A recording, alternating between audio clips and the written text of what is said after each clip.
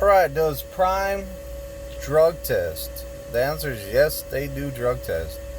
I get asked a lot, like a whole lot, if Prime does the hair follicle test or do they do the pee test?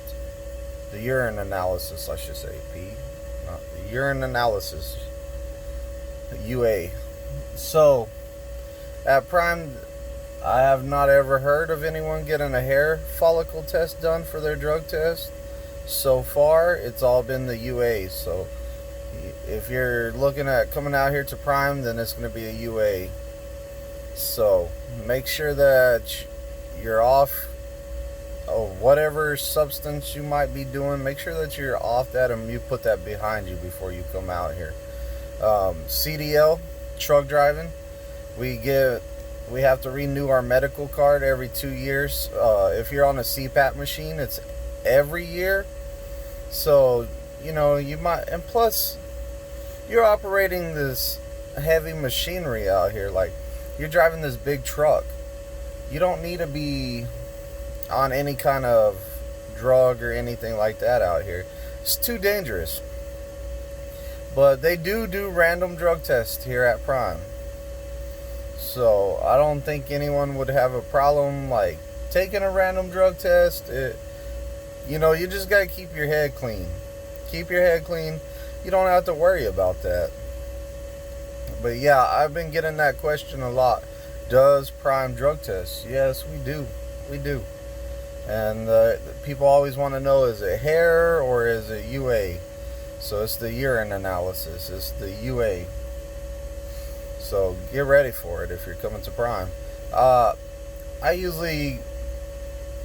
think my average is like twice a year, kind of, for getting drug tests. So they'll do, and it's randomly, it's random through all the drivers, but I'll get one like probably once a year, at least once a year. So like I'll go in there, give them a urine specimen and I'm good. And they always catch me like right after I go to the bathroom. Like last time, I was hot. Last time I went in there to driver lineup, I went to use the bathroom first because I had to go bad. I was like, oh, I gotta go. So I went and used the bathroom. I was all like, man, went to the bathroom, came back out. I was doing the pee-pee dance on the way. And then get to the counter and I'm all like, here's my bills. I'm dropping this load here on the yard. And they're all like, okay, cool. And they start putting it in the computer and they're all like, hey, wait a minute. We need you to pee in a cup. I say, you couldn't have told me that before I went to the restroom? Like, the guys in the bay, they look up your truck number, and if you have a random, then they automatically, hey, go see driver lineup. So you go in there, you do your thing. But this time, they didn't catch me before I went to the bathroom. So they're all like, you have to stay right here until you give us a urine sample. So I'm all like, oh no.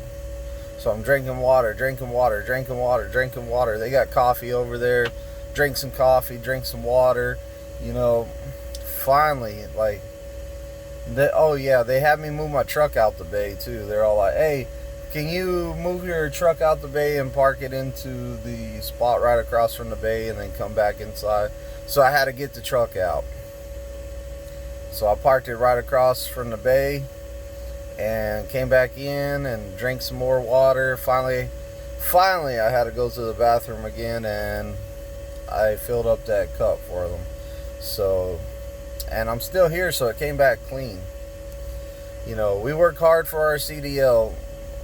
You do not want to fail a drug test. Like I'm telling you right now, you do not want to fail a drug test. You don't want to lose your job for refusing to take a drug test either.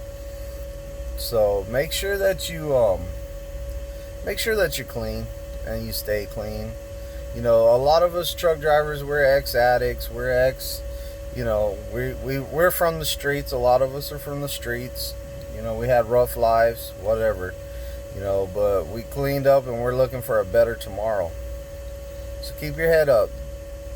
They also, every so often, they do the, I want to call it, I don't know, an alcohol test. They have you go in there and they swab the inside of your mouth and they check it to see if you've been drinking. So they do that too. If you're going to go out drinking, if you come to the terminal and you're all like, man, I'm taking a day off. I'm just going to take a day off or 2 days off. I'm going to go out to Fire and Ice, have me some drinks, eat me some food. Make sure you're not available for dispatch, and don't go in there and try to get a load, and don't drive anywhere. Just go get your hotel room at the Oasis. Go have your fun. Stay the night. Stay in your room. Don't drive nowhere. You don't have to leave the Oasis for nothing if you're staying over there. They got food. They got a pool. Like, they're right next door to Walmart. Just go do your thing and go to bed if you have to. But they also do that random alcohol test too. So, you know, they still check you. Make sure you keep your nose clean, you know, or make sure that you're not drinking and driving. That's real bad. Like, people get killed every day from it. I had a student the other week, and he shocked me. I was kind of blown away because he told me, he was all like, yeah, truck driver killed my mom. And I was like, man, that's not good. I said, what happened? He said that his mom was going to his sister's wedding, and a Swift driver was drinking and driving. So the Swift driver was drinking and driving. He was drunk or whatever, and he hit his mom's car and killed her. Like, she's on the way to her daughter's wedding, and, you know, a drunk truck driver runs her over and kills her. So it was pretty sad, and I was like, I don't know how you had the courage or wanted to even come drive a truck after one killed your mom. He said, no, that he's a little African guy, great guy. We called him BB. But he said, that's one of the reasons I came out here to drive a truck is because of that. And I still don't understand it. I would be like, man, I would hate trucks after that. But he came out here. He wants to be the professional driver. He'll never drink and drive. He'll never be under the influence. Like, I bet money on it. And he's a real great guy. I got to know him real good. We had some fun times together. You know, I like training my foreign students because, like, what I do is I put on music from, like, their country, and I like to listen to different types of music over there. Like, he was from where was he from? I can't remember where he was from, but I type in this country that they're from, and, like, I'll try rap out. I'll try if they got country or if they got rock, and I'll just press play. So, like, we'll listen to different stuff, and, like, to me it's kind of, you can see the similarities of our music to their music. And, like, some countries, it seems like their music's behind. Like, the other day I was listening to my other students. He was from Uruguay, I can't say it, but he was from there, and he was all like, I like the rock music. So I put it on, and it's pretty much like punk rock. Sounded like punk rock. I had him translate some of it. I said, what's this guy saying? So, like, he told me what he was saying, and it was like punk rock music. So it's like, some countries the music seems like it's really far behind. Some countries seem like it's up to date. It's kind of cool. So, you know, just different stuff like that keeps me entertained. You know, it's pretty neat to find out stuff like that. So, you know, I definitely like doing that. Now, as long as there's not a strong language barrier, then like, everything's good.